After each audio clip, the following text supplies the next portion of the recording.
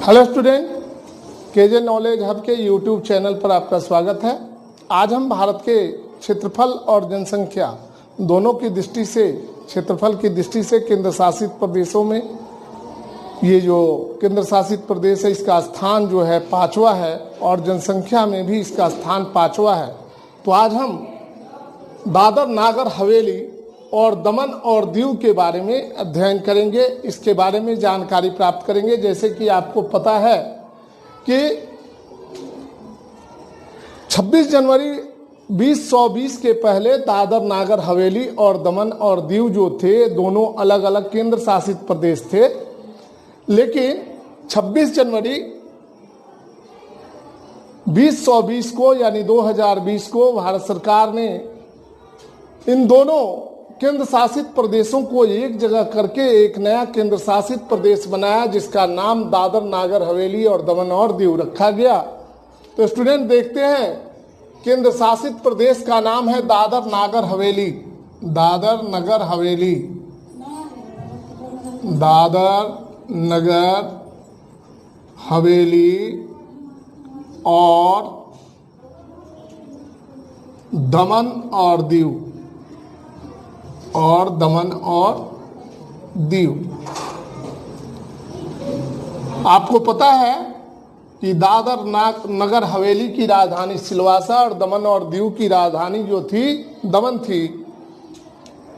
ये जो चारों प्रदेश हैं, ये चारों के चारों प्रदेश पुर्तगालियों के अधीन थे, लेकिन दादर नगर हवेली में भारत की आज़ादी के बाद 1954 में वहाँ की जनता ने पुर्तगालियों को भगा दिया और दादर नगर हवेली पर कब्जा जमा लिया। लगभग 7 साल तक ये भाग जो है पूर्णतः स्वतंत्र रहा, लेकिन 1961 में जो है यह भाग 10वें संविधान संशोधन के द्वारा भारत में शामिल कर लिया गया। ठीक इसी प्रकार आप जानते हैं कि 1961 में ही मिलिट्री के द्वारा, सैनिकों के द्वारा जो है सैनिक कार्रवाई के द्वारा भारत ने गोवा दमन दीव को भारत में मिला लिया, जो 30 मई 1987 को गोवा के राज्य बन जाने के बाद जो है दमन और दीव को केंद्र शासित प्रदेश के रूप में स्थापित किया गया। तो स्थापना हुई 26 जनवरी 2020 को और जो नई राजधानी है दमन बनाई गई। पहले दादर नगर हवेली की राजधानी थी सिलवासा और दमन और दीव की राजधानी दमन थी, लेकिन वर्तमान में इन दोनों मर्ज केंद्र शासित प्रदेशों की राजधानी जो है दमन है। ये क्षेत्रफल जो है, इसका कुल क्षेत्रफल 603 किलोमीटर स्क्वायर है। 603 किलोमीटर स्क्वायर मर्ज होने के बाद। नहीं तो पहले दादर नगर हवेली की जो क्षेत्रफल था 491 किलोमीटर स्क्वायर था। दमन का क्षेत्रफल जो था वह 72 किलोमीटर स्क्वायर था और दीव का क्षेत्रफल 40 किलोमीटर स्क्वायर था। दोनों केंद्र शासित प्रदेशों के मिला देने के बाद इसकी कुल जनसंख्या 85,764 है। पहले दादर नगर हवेली की जनसंख्या जो थी 3,42,853 थी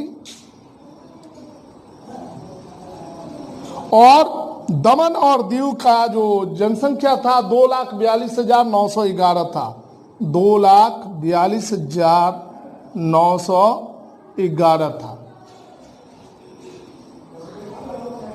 राज्यों से जनसंख्या की दृष्टि से भारत के राज्यों सहित इसका स्थान जो है वह 33वां है, जबकि केंद्र शासित प्रदेशों में इसका स्थान 5वां है। क्षेत्रफल की दृष्टि से भी यह भारत के राज्यों में, भारत के सभी राज्यों और केंद्र शासित प्रदेशों को मिला देते हैं तो 33वें नंबर पर है। और केंद्र शासित प्रदेशों में इसका स्थान 5वां है। तो इस प्रकार क्षेत्रफल और जनसंख्या दोनों की दृष्टि से ये राज्यों सहित 33वें नंबर पर और जनसंख्या में केंद्र शासित प्रदेश और क्षेत्रफल में भी 5वें स्थान पर है। भारत के कुल क्षेत्रफल में इसकी हिस्सेदारी जो है वह लगभग 0.01% है,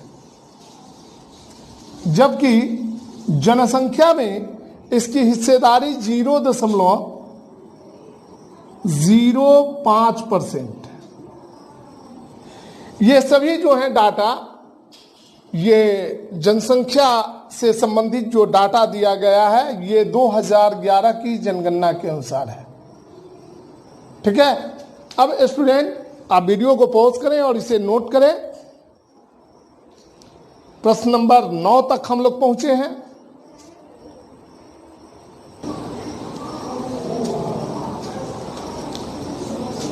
तो देखते हैं दादर नगर हवेली और दमन और दीव का अक्षांशीय विस्तार जो है 20 डिग्री 00 मिनट उत्तरी अक्षांश से 20 डिग्री 44 मिनट उत्तरी अक्षांश के बीच है।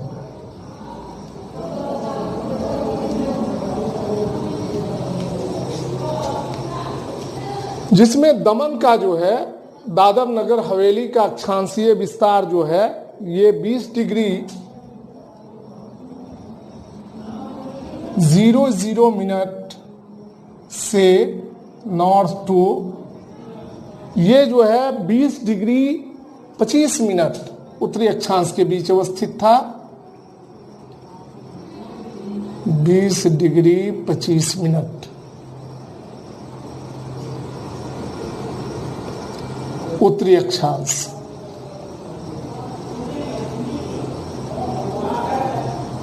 दमन जो था, दमन 20 डिग्री 22 मिनट 20 डिग्री 22 मिनट उत्तरी अक्षांश से 20 डिग्री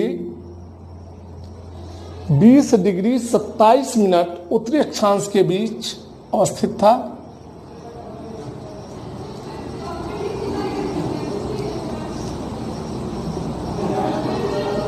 और दीव 20 डिग्री 42 मिनट से 20 डिग्री 44 मिनट उत्तरी अक्षांश के बीच, 20 degree 42 minute north to 20 degree 44 minute north अक्षांश के बीच अवस्थित है। जब हम दादर नगर हवेली और दमन और दीव के देशांतरीय विस्तार पर ध्यान देते हैं तो पता चलता है कि इसका देशांतरीय विस्तार 70 डिग्री 52 मिनट 70 डिग्री 52 मिनट से 73 डिग्री 15 मिनट के बीच ये केंद्र शासित प्रदेश वर्तमान में अवस्थित है। जिसमें दादर नगर हवेली जो था ये जो है 70 डिग्री 52 मिनट पूर्वी देशांतर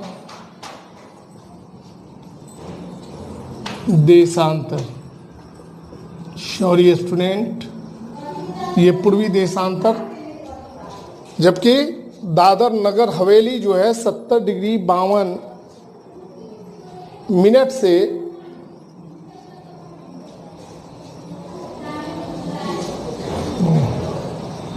दादर नगर हवेली 72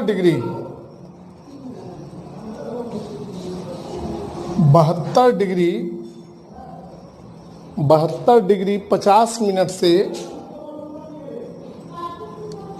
पूर्वी देशांतर से 73 डिग्री 15 मिनट पूर्वी देशांतर के बीच अवस्थित है। दमन जो है, दमन 72 डिग्री 49 मिनट, 72 डिग्री 49 मिनट पूर्वी देशांतर से 72 डिग्री 54 मिनट, 72 डिग्री 54 मिनट पूर्वी देशांतर के बीच अवस्थित है।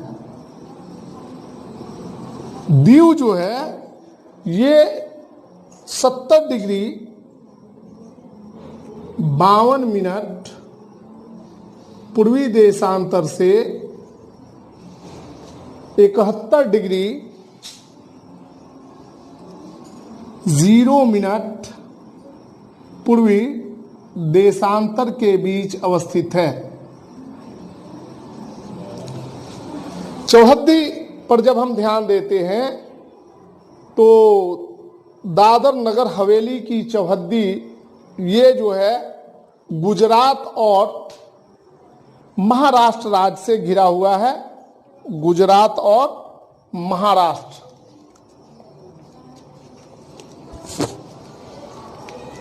इसके उत्तर में वालसाड जिला है गुजरात का, और दक्षिण में पालघर जिला है महाराष्ट्र का। पालघर जिला महाराष्ट्र। जब दमन पर ध्यान देते हैं तो दमन जो है गुजरात के वालसाड जिला से घिरा हुआ है, वालसाड जिला से घिरा हुआ है। गुजरात में है वालसाड जिला से घिरा हुआ है।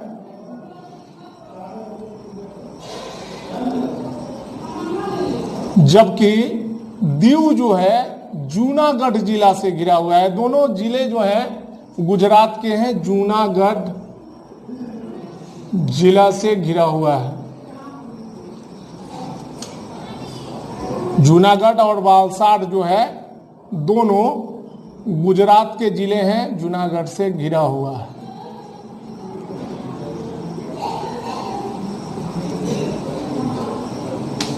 दादर नगर हवेली और दमन और दीव का जनसंख्या घनत्व जो है वो 970 व्यक्ति प्रति किलोमीटर स्क्वायर है।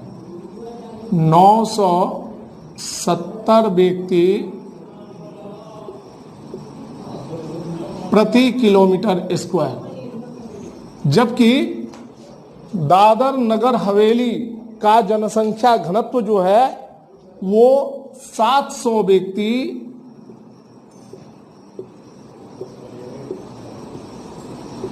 प्रति किलोमीटर स्क्वायर है। और दमन और दीव ये जो है बहुत ज्यादा जनसंख्या घनत्व रखता है। यहां का जनसंख्या घनत्व है 2197 व्यक्ति प्रति किलोमीटर स्क्वायर।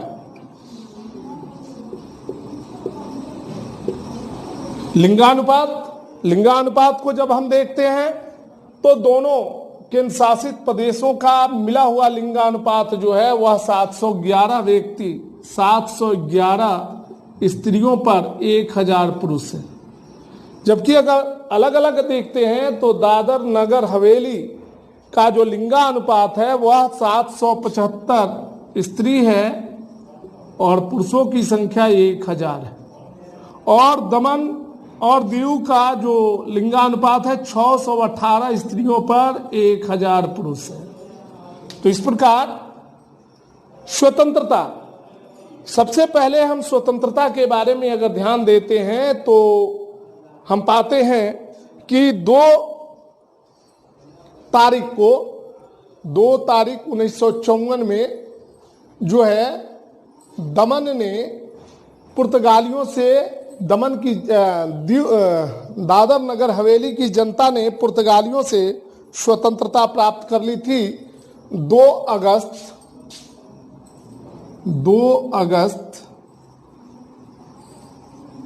1954 को, और ये 1954 से 1961 तक लगभग स्वतंत्र रहा। लेकिन 10वें संविधान संशोधन की सहायता से 11 अगस्त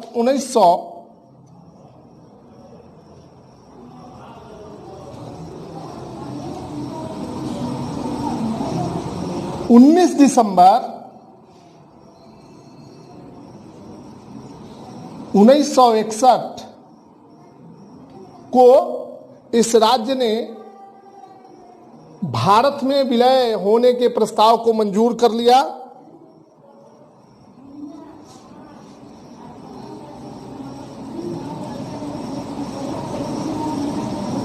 और ये स्टेट जो है ये 11 अगस्त 1961 को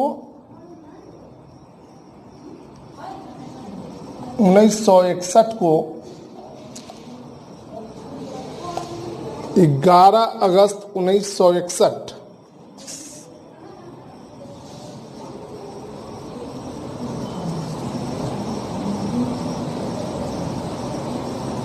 11 अगस्त 1961 को 10वें संविधान संशोधन के द्वारा 10वें संविधान संशोधन के द्वारा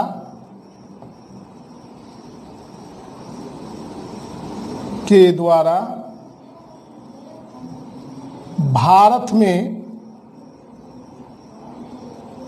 विलय किया गया इसका।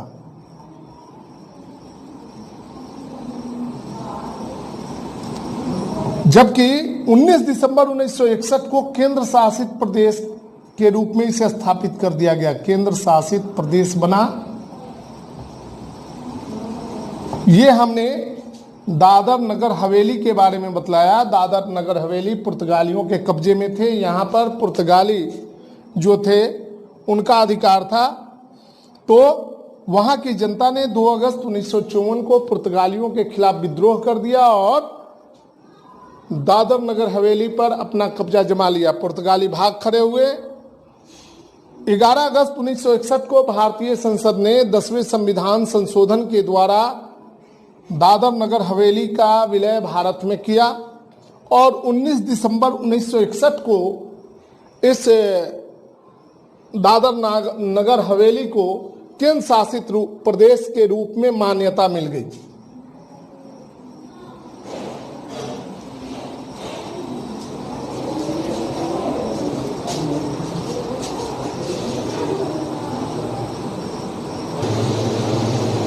दादर नागर हवेली और दमन और दीव की मुख्य नदी जो है वह है दमन गंगा।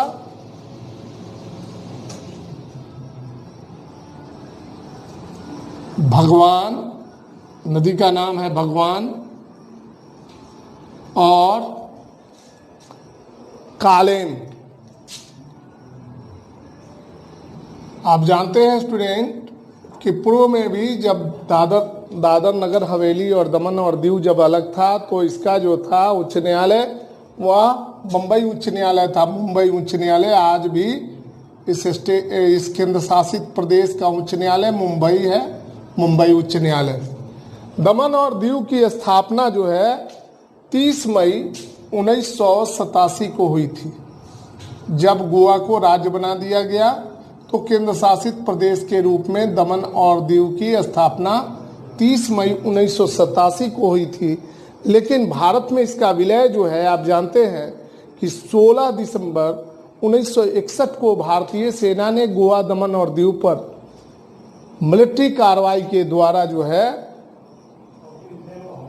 कब्जा जमाया और पुर्तगालियों को खदेड़ा और भारत का विलय जो है 19 दिसंबर 1961 को 19 दिसंबर 1961 को भारत में विलय किया गया गोवा, दमन और दीव का। भारत में विलय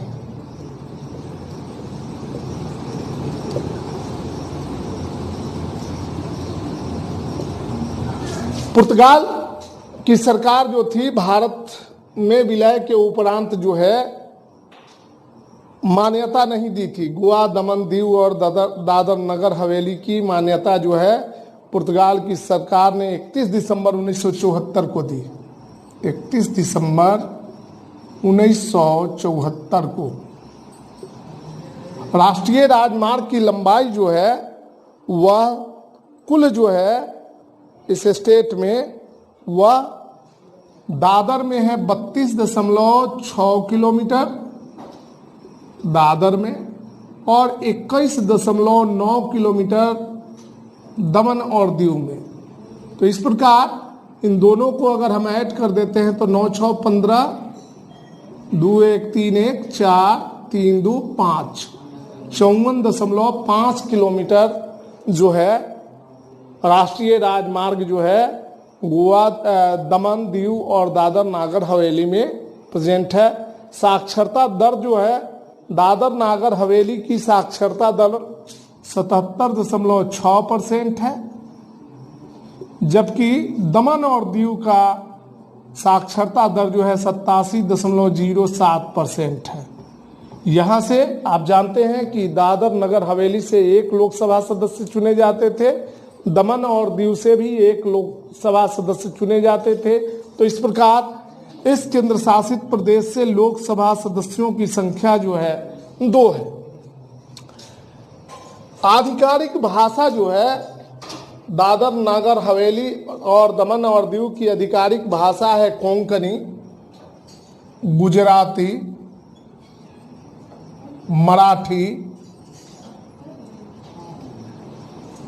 मराठी, हिंदी और अंग्रेजी।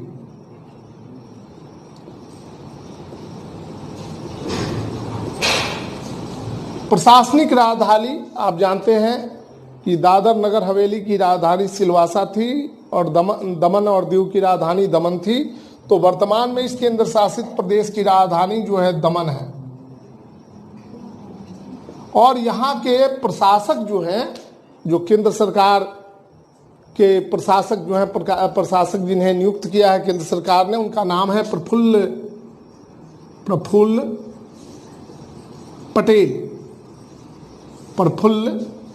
खोड़ा पटेल।